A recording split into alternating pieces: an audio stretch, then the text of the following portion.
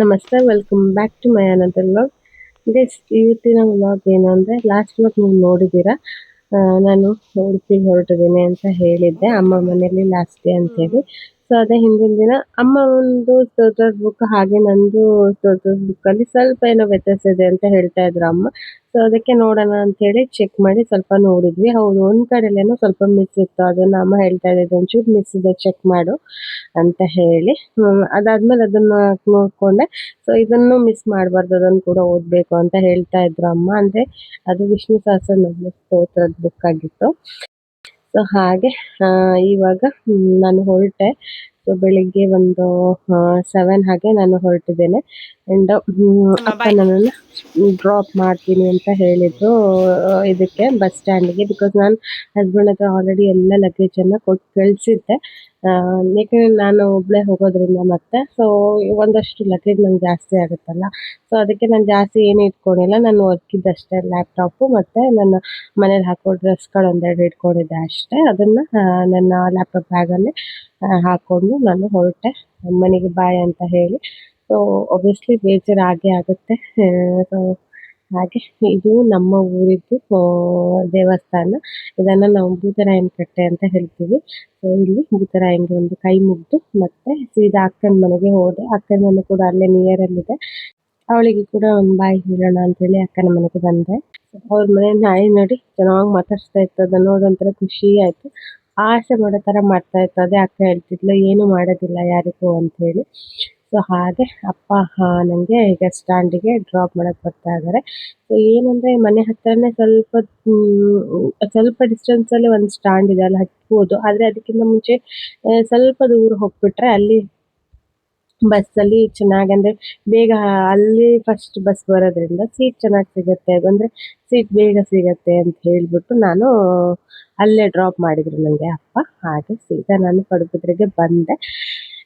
ಅದಾದಮೇಲೆ ಆಯುಷ್ ಜೊತೆ ಮಾತಾಡಿದ್ದು ಅಥವಾ ನೋಡಿದ್ದು, ಆಯುಷನ್ ಫಸ್ಟ್ ಟೈಮ್ ನೋಡಿದ್ದು ವೀಡಿಯೋ ಮಾಡಬೇಕು ಅಂದ್ಕೊಂಡೆ, ಬಟ್ ಆಗಿಲ್ಲ.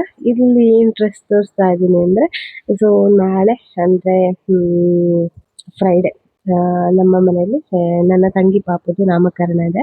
ಸೊ ಹಾಗೆ ಅವಳೇ ಒಂದು ಡ್ರೆಸ್ಸನ್ನು ಸ್ಟಿಚ್ ಮಾಡಿದ್ಲು ಮಗುಗೆ. ಅದನ್ನು ತೋರಿಸ್ತಾ ಇದ್ಲು, ನೋಡು ಹೇಗಾಗಿದೆ ಅಂತೇಳಿ. ತುಂಬ ಚೆನ್ನಾಗಿ ಸ್ಟಿಚ್ ಮಾಡಿದ್ಲು. ನಾನು ಹೇಳ್ತಾ ಇದ್ದೆ ಎಷ್ಟು ಕ್ಯೂಟ್ ಆಗಿದೆ. ಹೆಣ್ಮಕ್ಳು ಡ್ರೆಸ್ಸೇ ಹಾಗೆ ಅಲ್ಲ, ಚೆನ್ನಾಗಿ ಅನ್ಸುತ್ತೆ, ಕ್ಯೂಟ್ ಅನ್ಸುತ್ತೆ. ನಮಗೆ ಬರೀ ನಮ್ಮನೇಲಿ 3 ಜನ ಗಂಡು ಮಕ್ಕಳೇ, ಹಾಗಾಗಿ ಅವ್ರ ಗಂಡು ಮಕ್ಳ ಡ್ರೆಸ್ಸೇ ನೋಡ್ತಾ ಇದ್ವಿ ಯಾವಾಗಲೂ.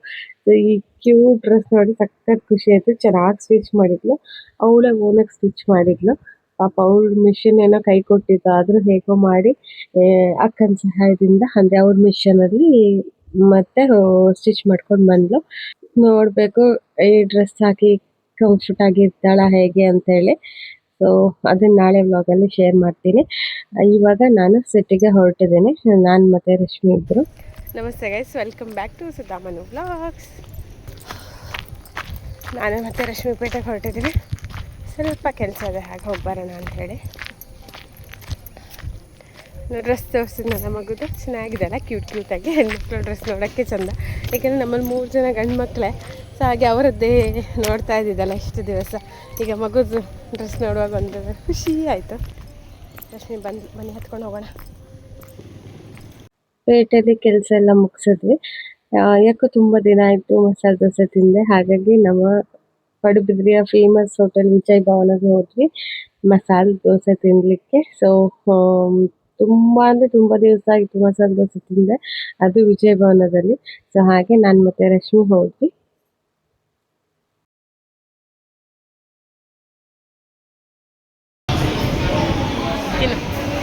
ತಿನ್ನು ಚೆನ್ನಾಗಿದೆ ಅಂತ ಹೇಳು.